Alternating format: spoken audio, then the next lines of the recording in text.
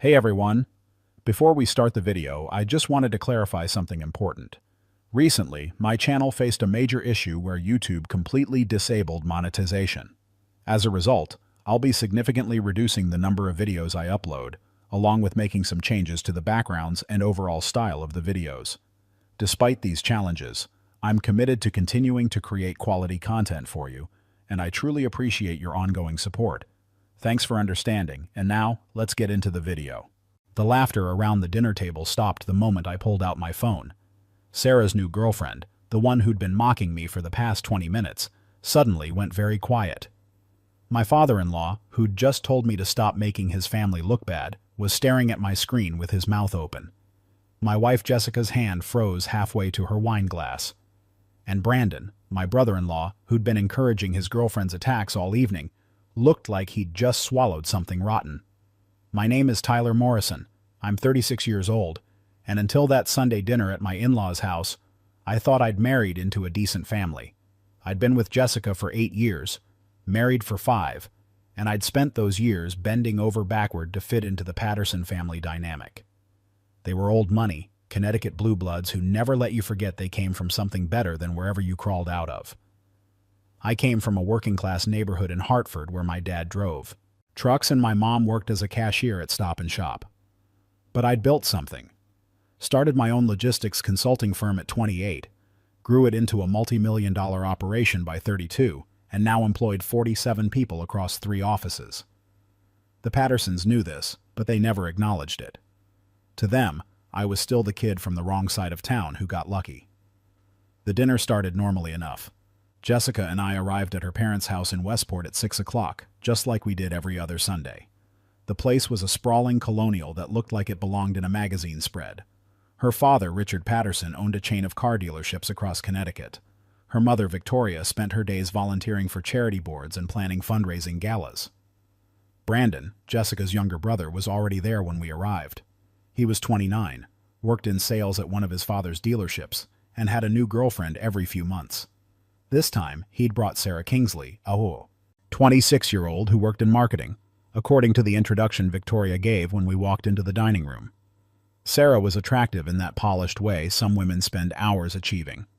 Perfectly straightened blonde hair, designer dress that probably costs more than most people's monthly rent, and the kind of confidence that comes from never being told no in your entire life. "Tyler," Victoria said as we took our seats. "Sarah works for Ashton and Pierce. You know, the marketing firm downtown." I nodded politely. "Nice to meet you, Sarah." She smiled, but it didn't reach her eyes. "You too. Brandon's told me so much about his family." The first 20 minutes of dinner passed with the usual Patterson family conversation. Richard talked about sales numbers at the dealerships. Victoria discussed the upcoming charity auction she was organizing. Brandon bragged about some big sale he'd made that week. Jessica talked about her work as an interior designer. Nobody asked me about my business. That was normal. The Pattersons had a way of making you feel like you weren't quite worth their attention unless you were serving them in some way. Then Sarah started. "So Tyler," she said, cutting into her salmon with precise movements, "Jessica mentioned you run some kind of consulting business?" "I do," I said. "Logistics consulting. We help companies optimize their supply chains and distribution networks." She nodded slowly, like I just told her I collected bottle caps for a living. "That sounds interesting. So, like, you tell truck drivers where to go?"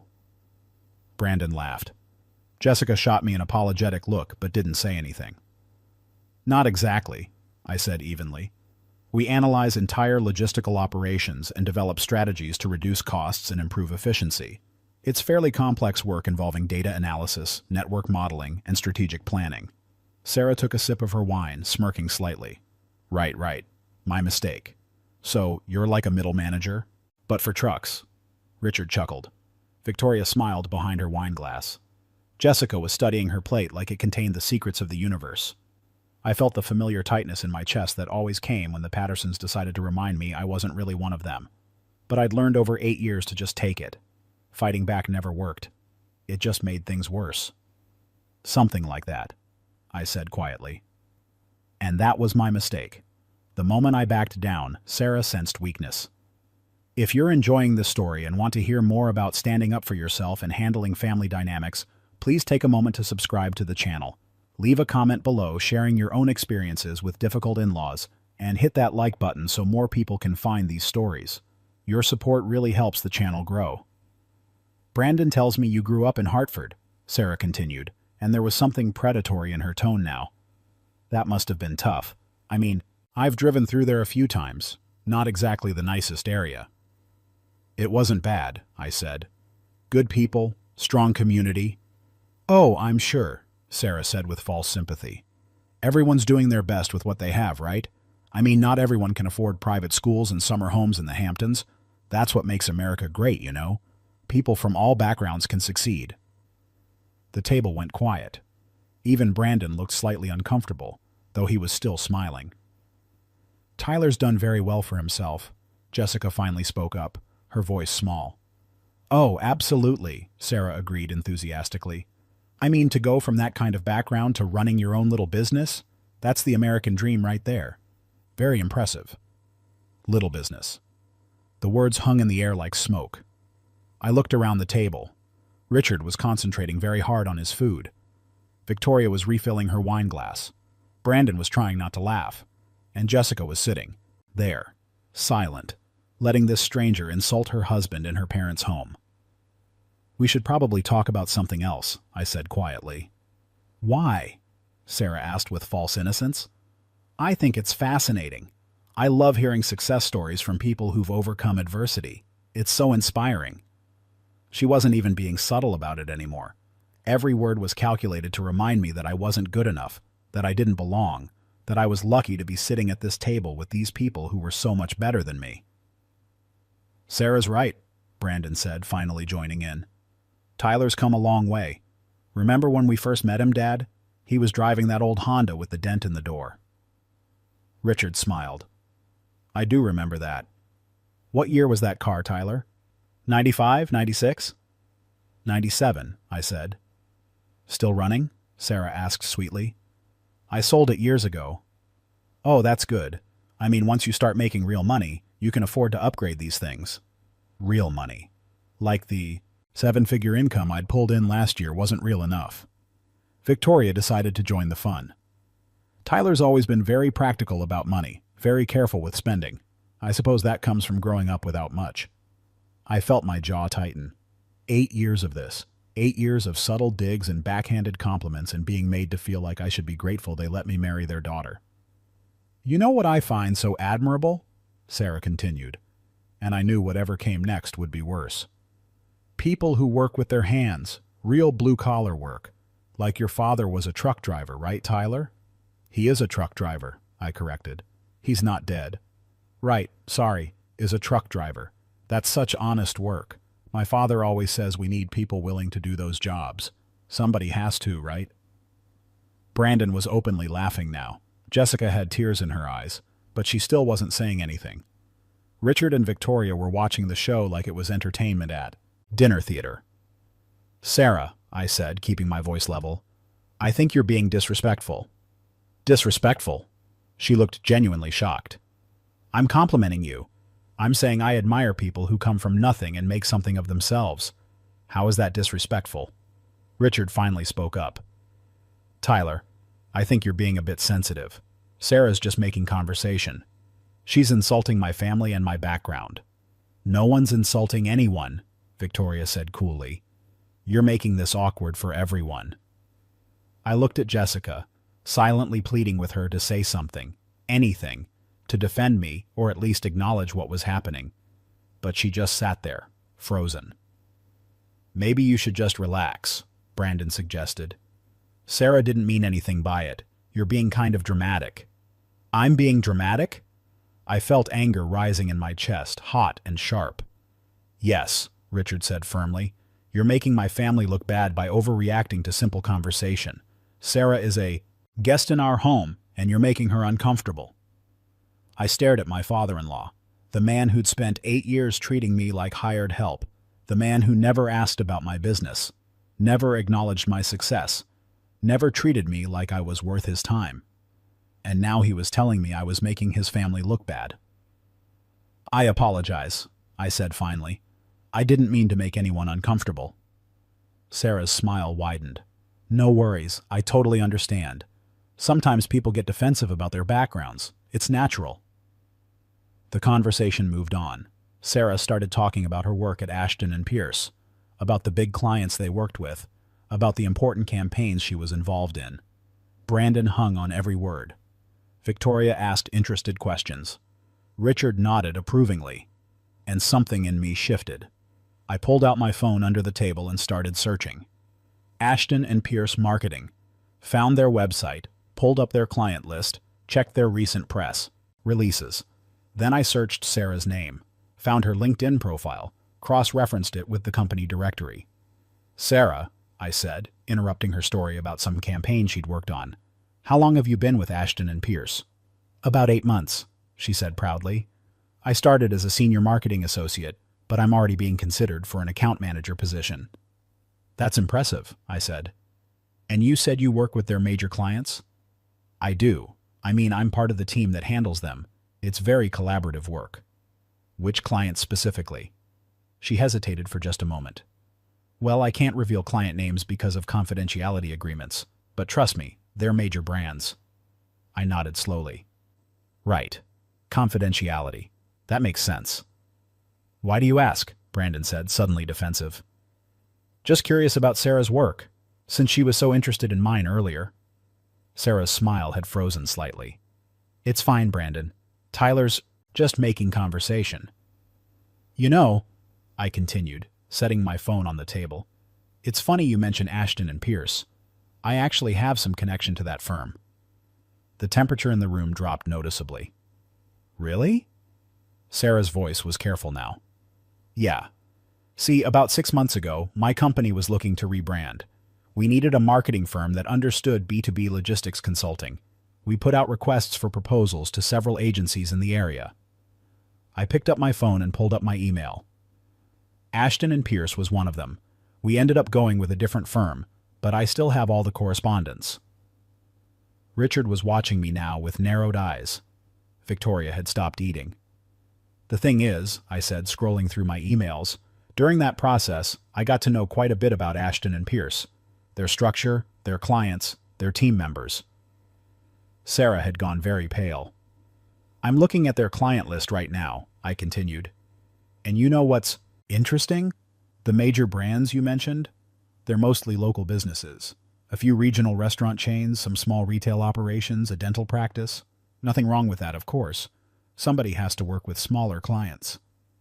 I never said they were Fortune 500 companies, Sarah said quickly. No, but you implied it. You said major brands. You made it sound very impressive. I looked at Brandon. And that account manager position she mentioned? That's not exactly accurate either. See, I have a friend who works at Ashton and Pierce, Jake Palmer. He's a creative director there. I pulled up my text thread with Jake and showed it to the table. I texted him just now while Sarah was talking, asked him if they have anyone named Sarah Kingsley working there. The silence was absolute. He says they do have a Sarah Kingsley, but she's not a senior marketing associate. She's a junior coordinator. Entry-level position. She answers phones, schedules meetings, and occasionally helps prepare presentation materials. Sarah's face had gone from pale to bright red. There's no account manager position being considered, I continued. There's no team handling major clients. She's the person who makes copies and orders lunch for meetings. Tyler, Jessica started. Hold on, I'm not done. I looked directly at Sarah. You spent the last 20 minutes mocking my background, my family, and my business. You called my company a little business. You implied I was barely better than a middle manager. You talked about me like I was some kind of charity case who got lucky. I pulled up my company's website on my phone and turned it toward the table.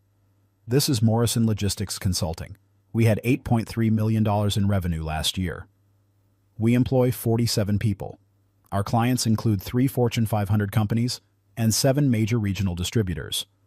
Last month, we closed a deal with a national retail chain that will generate $2.1 million in fees over the next 3 years. I looked at Richard. That's more than your best dealership makes in a year, Richard.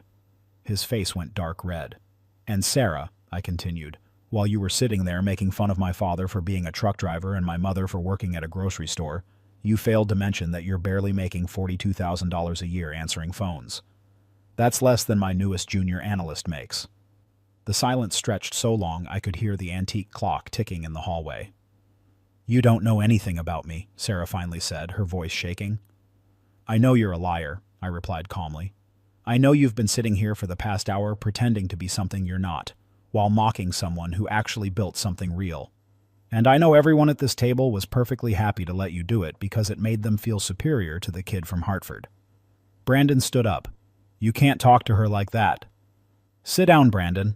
I'm talking to your father now. I turned to Richard. You told me I was making your family look bad. You told me to stop overreacting. You sat there and let a stranger insult me, insult my parents, insult everything I've built, and you did nothing. Worse than nothing. You joined in. Tyler, I think you should leave, Victoria said coldly. I agree.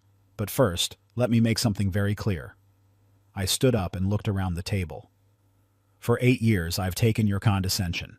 I've taken your backhanded compliments.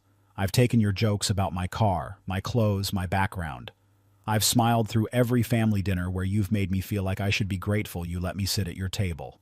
I looked at Jessica. And you've never defended me. Not once.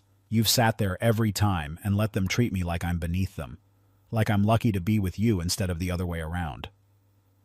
Tyler, please, Jessica whispered. I'm done, I said simply. I'm done pretending this is normal.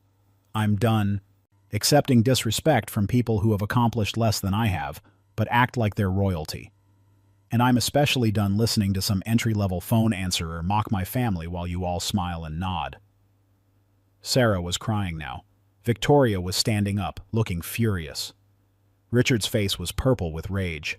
Brandon looked like he wanted to fight me, but I didn't care anymore. Jessica, I said, you have a choice to make. You can stay here with your family and let them keep treating me like garbage, or you can come with me right now and we can build something better than this. Everyone was looking at her. Jessica was crying, mascara running down her cheeks. Tyler, you can't just... she started. Yes or no, Jessica, right now. The moment stretched. I watched my wife, the woman I'd loved for 8 years, the woman I'd built a life with, struggle with the simplest question in the world. Stand with your husband, or stand with the people who'd spent 8 years making him feel worthless. Tyler, my family, she began. That's my answer then, I said. I walked out of that dining room, out of that house, and I didn't look back. Not when Victoria shouted after me. Not when I heard Jessica crying. Not when Brandon came to the door yelling about how I'd ruined everything. I got in my car, the nice BMW I'd bought with money I'd earned myself, and I drove home to our apartment. The apartment I'd paid for, with furniture I'd bought, in a building I'd chosen. That night, I got a text from Jake Palmer at Ashton and Pierce. Dude, what happened? Sarah Kingsley just got fired.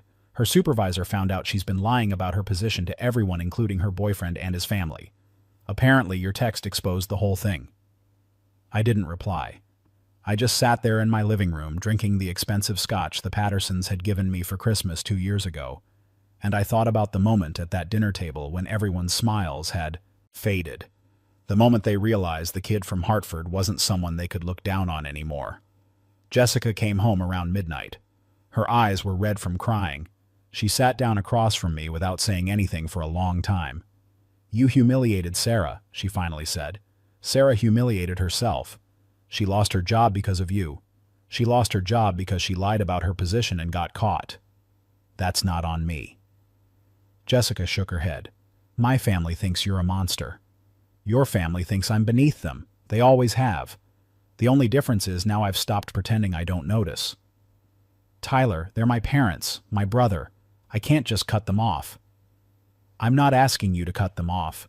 I'm asking you to stand up for me when they treat me like garbage. I'm asking you to be on my side for once in 8 years. She was quiet for a long time. I don't know if I can do that. And that's when I knew my marriage was over. We separated 3 weeks later. Jessica moved back in with her parents temporarily. The divorce papers came 2 months after that. She wanted the apartment, half my business equity, and spousal support. I gave her the apartment. I was tired of living in a space she'd chosen anyway. But I fought her on the business equity, and I won. She'd never been involved in the company, never contributed to its growth, never even acted interested in what I did. The judge agreed. Richard tried to intimidate me during the divorce proceedings, threatened to make things difficult with his connections, his lawyers, his money. But the thing about actually having money versus just acting like you do is that when push comes to shove, resources matter more than reputation. My lawyers were better than his lawyers. My documentation was better than his bluster, and when everything was settled, Jessica got far less than she'd hoped for. Sarah Kingsley and Brandon broke up within 2 weeks of that dinner. Apparently, once everyone knew, she'd been lying about her job. Brandon decided she wasn't impressive enough for him anymore. She moved back in with her parents and took a job at a different marketing firm. This time, she was honest about being entry-level. I heard through mutual friends that she actually apologized to Jessica for what happened. Not to me, never to me, but at least she acknowledged she'd been out of line. The Pattersons didn't speak to me after the divorce was finalized. That was fine. I didn't have anything to say to them either. But here's what happened that made everything worth it. About 6 months after the divorce, I was having dinner at a restaurant downtown with a potential client. Nice place, white tablecloths, extensive wine list, the kind of restaurant the Pattersons would have felt at home in. I was halfway through explaining my company's services when I noticed Richard and Victoria Patterson being seated 3 tables away. They saw me at the same moment I saw them. For just a second, Richard looked like he was going to come over and make a scene, but then he saw who I was sitting with. Recognized him. James Morrison, CEO of Morrison Distribution Corp., one of the largest logistics companies in the Northeast. Same last name as me. Not a coincidence. He was my uncle on my father's side. The successful side of the family the Pattersons had never bothered to ask about. My dad drove trucks. His brother owned the trucking company, and several others, and had just agreed to invest in my consulting firm to help us expand regionally. I watched Richard's face as he realized this. Watched him understand that the kid from Hartford he'd looked down on for 8 years wasn't just successful on his own merits. He had family backing. Real family. The kind who showed up when you needed them. Uncle James noticed Richard staring and leaned in. "You know them?" "That's my ex-father-in-law," I said quietly. James glanced over, then smiled. "The one who thought he was better than us? That's the one. Want me to go say hello? I've been looking for a reason to buy up some car dealerships, his specifically." I thought about it. Thought about the satisfaction of watching Richard's face as my uncle made him an offer he couldn't refuse, then slowly dismantled everything he'd built. But then I thought about that dinner table, about Sarah's tears, about Jessica's choice, about the moment I'd walked out of that house and felt lighter than I had in years. "No," I said. "Let's just finish our dinner. He's not worth the time." We did, and when I walked past Richard's table on my way out, I stopped and looked down at him. "Hello, Richard. Victoria. Enjoying your meal?" Richard's jaw was clenched so tight I thought he might crack a tooth. Victoria wouldn't meet my eyes. "Food's excellent here," I continued conversationally. "Uncle James and I come here whenever we meet to discuss business. He's thinking about expanding into Connecticut. Maybe I'll mention your dealerships to him. Could be an interesting acquisition opportunity." I smiled, not meanly, just professionally. "Enjoy your evening," I said, and walked out. That was 3 years ago. Since then, Morrison Logistics Consulting has tripled in size. We opened offices in Boston and Providence. We landed contracts with 2 Fortune 100 companies. Last year, our revenue hit $26 million. I bought a house in Madison, right on the water. Nice place. Better than the Pattersons' Westport Colonial. I didn't buy it to show off. I bought it because I earned it and I wanted it. I heard through mutual friends that Jessica remarried. Some guy who works in finance. I hope she's happy. I really do. But I also hope she learned something from what happened. I hope she learned that standing by and watching someone you love get disrespected isn't loyalty to your family. It's betrayal of your marriage. I hope she learned that background doesn't determine worth. That where someone came from matters less than where they're going. And I hope she learned that sometimes the person everyone thinks is lucky to be at the table is actually the most valuable person there. As for Sarah Kingsley, I ran into her about a year ago at a networking event. She was working for a small startup, doing actual marketing work this time. She'd grown up a bit, lost some of that polished arrogance she'd had. She saw me across the room, and I could tell she was debating whether to approach or hide. After a few minutes, she came over. "Tyler," she said, "I owe you an apology." "You do?" "I was awful to you that night. I was trying to impress Brandon and his family, and I went way too far. I'm sorry." I studied her for a moment. She seemed genuine. People change sometimes. "Apology accepted," I said. "But Sarah, you didn't just go too far. You revealed something about yourself. You were willing to tear someone else down to build yourself up. That's not just bad behavior. That's bad character."